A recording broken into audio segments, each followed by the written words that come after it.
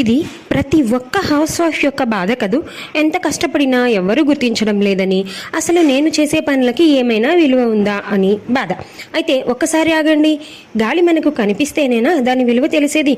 అది లేనప్పుడు కదా ప్రాణం పోతుందన్న విషయం అర్థమయ్యేది. గీతలో కృష్ణుడు అహంకార విమూఢాత్మ కర్తాహమితి మన్యతే అన్నాడు. అంటే లోకం నిన్ను గుర్తించకపోవడానికి కారణం వాళ్ళ అహంకారం లేదా తెలియకపోవడం. వాళ్ళు నువ్వు చేసే పనిని అలవాటు అనుకుంటున్నారు. కానీ కృష్ణుడు గోవర్ధనగిరిని ఎత్తినప్పుడు అందరూ తామే సాయం చేస్తున్నామనుకున్నారు. ఆయన ఒక్క నిమిషం వేలు పక్కకు తీస్తే అర్థమయ్యింది ఆ వేలు యొక్క, చిన్న చిటికెన వేలు యొక్క గొప్పతనం.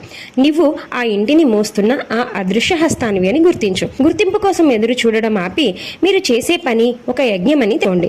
కృష్ణుడికి తెలుసు మీరేంటో, మీ విలువ ఏంటో. ఆ పనుల వెనుక మీ త్యాగం, మీ ధర్మాన్ని మీరు మనసా వాచా కర్మణ సంతోషంగా నిర్వర్తించండి. ఈ మాటతో మీరు ఏకీభవిస్తే జై శ్రీకృష్ణ అని కామెంట్ చేయండి. మరిన్ని నిజాల కోసం గీతా చైతన్యంని ఇప్పుడే సబ్స్క్రైబ్ చేసుకోండి. శ్రీకృష్ణ అర్పణమస్తు.